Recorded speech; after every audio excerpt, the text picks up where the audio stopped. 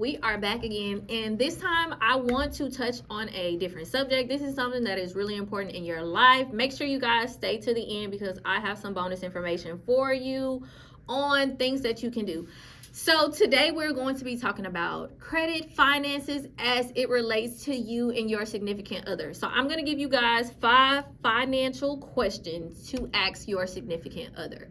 So as I've been doing some research, I see that one of the top 5 reasons that people actually end up breaking up or getting a divorce is about money problems and finances.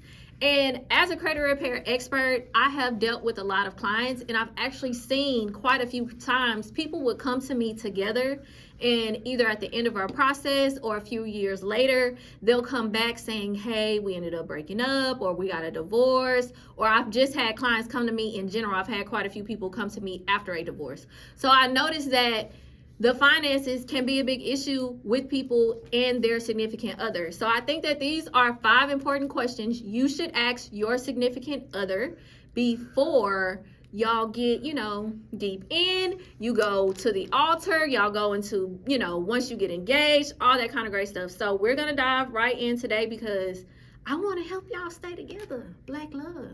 Or, this is black love. Okay. Number one is, what is your relationship with money? So the reason I think this is an important question is because everybody has different spending habits and relationships with money. The 3 ways that I see most people are, some people have a mentality of spend a check and get it right back, which means a lot of people feel like as long as the money is coming in, they will find a way to replace it later. So it's no problem for them to just spend the money as it comes in. That is a red flag situation because life happens. COVID alone showed us that you could lose your job at any time. You could get sick and have to have extended time off. There's so many things that can happen in life to where you don't want to spend the money as it come in, no matter how big of an amount it is or how fast it's coming. One thing about big money, it actually spends way faster. One day you got 20,000 and the next day you're down to 500. So I think that that's something that's really important for everybody to understand. So the other way that people have a relationship with money, in my experience, which I think is the best way, is they work and save, which means as you get paid or as an entrepreneur, every time you have money coming in, you have a set amount that you know you're going to put aside towards your savings so that no matter what happens as the money comes into you, you have your spending money, you have your bill money, but most importantly, you have a savings or a rainy day fund. So whenever something happens, you know that you can tap into that, handle whatever the situation is, and you don't have to worry about it being an emergency. I never want you to be in a situation in life to where you have to beg, borrow, ask someone that you don't necessarily want to. You have to figure out by maxing out all your credit cards. You have to try and go and get loans. These are all situations that I see and hear about regularly as a credit repair specialist. So I want you guys to avoid that as much as possible.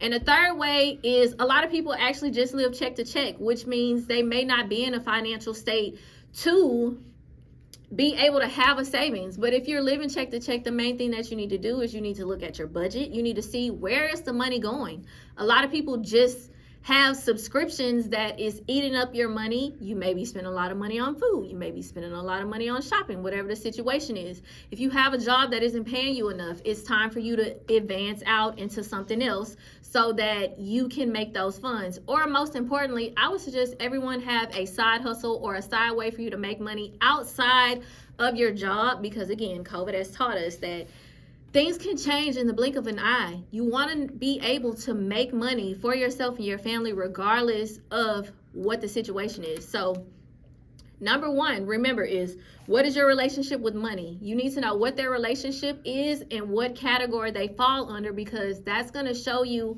how you guys need to maneuver moving on with each other and things that you may need to change. It may be both of you that need to change your relationship with money, not just one person.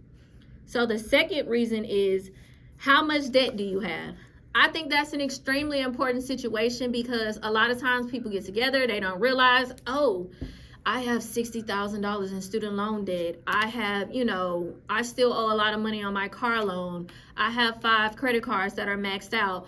All of that stuff becomes your problem and your debt if you are to get married or you guys decide to have a long-term relationship. So I've seen people not be able to purchase homes because of the debt that their significant other has, whether it's be too many student loans or they just have a bunch of maxed out credit cards that they can't afford to pay down because of, their relationship with money. It goes back to number one. So that's important for you to know.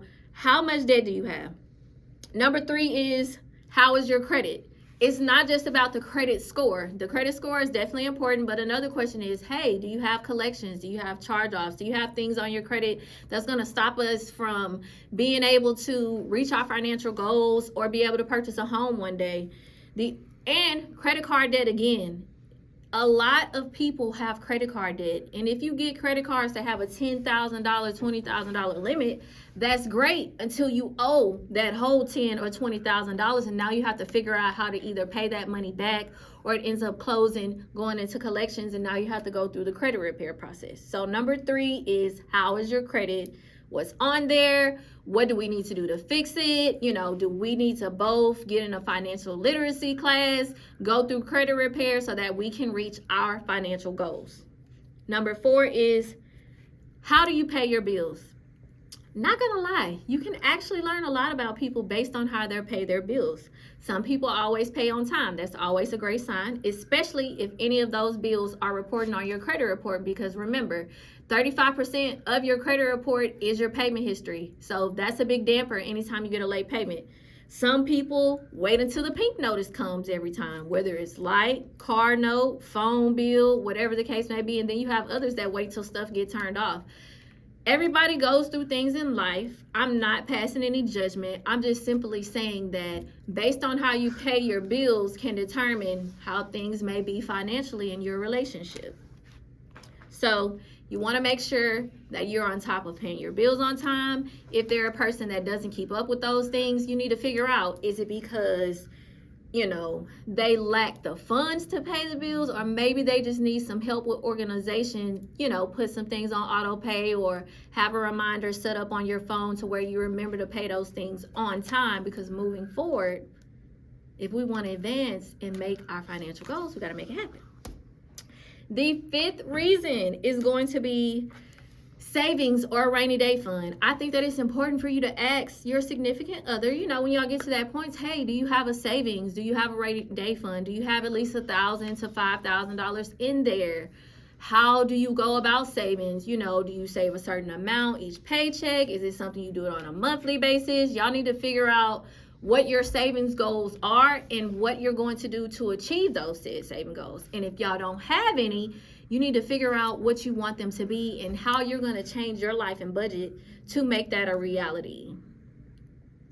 So those are the 5 things that I'm giving you guys on 5 questions you need to ask your spouse before y'all, take it to the next level. And as a bonus, I want to give y'all a piece of advice just from my own personal experience. Now, again, this is just my opinion. I have had a lot of credit repair clients, and one thing that I've seen a big issue with is sometimes you get with your significant other, whether y'all married or not, and you start adding people on your credit cards. I cannot tell y'all how many people have had credit card debt pile up. They have stuff going to collections, things don't work out, and now the debt that you didn't even create for yourself is now all on you because you've added somebody on your credit cards, and now your credit is taking a dive with theirs. If theirs is already bad, my suggestion is don't really add someone on your credit cards until you really have true trust in what their relationship with money is. It goes back to number 1. My suggestion would be, if you're with someone and they have bad credit, you need to help them get credit repair. I have a DIY class where I can teach you how to repair your own credit, your spouse's. I have couples in there that I've been able to help significantly, and I would love to help you. You can just join the DIY credit repair class. But outside of repairing your credit, you need to also build it, and you don't have to just add your spouse or significant other on your credit card to do that. They have credit builder accounts like Self-Lender. They can sign up today for only $9 and get a 30-point boost within the first 30 days. And pretty much it's just a savings account. All the money that you pay into it, you get back at the end of the 12 months. And I suggest you do $48 for 12 months plan. It'll help boost your credit scores. They'll offer you a secure credit card after 90 days. It's pretty much a triple threat on helping you build your credit and establish that positive credit that you need. The second account I always recommend is Kickoff. It's just $2 a month. It's like a personal loan to yourself through them to help build that positive payment history. So you suggest, hey, add these 2 credit builders. Let's get you some credit repair so we can get you to where you need to be. That way, you don't have to take that deep dive just trying to help somebody out until, again, you know what their relationship is with money is, how they're handling things financially. So those are my 5 tips for you guys on questions that you should ask your significant other. Thank you again for hanging with me here at Rose Credit Repair. And don't forget, like, subscribe, comment below if you have any credit questions. I'm going to be answering them myself in the comments. So you know what to do. Until next time.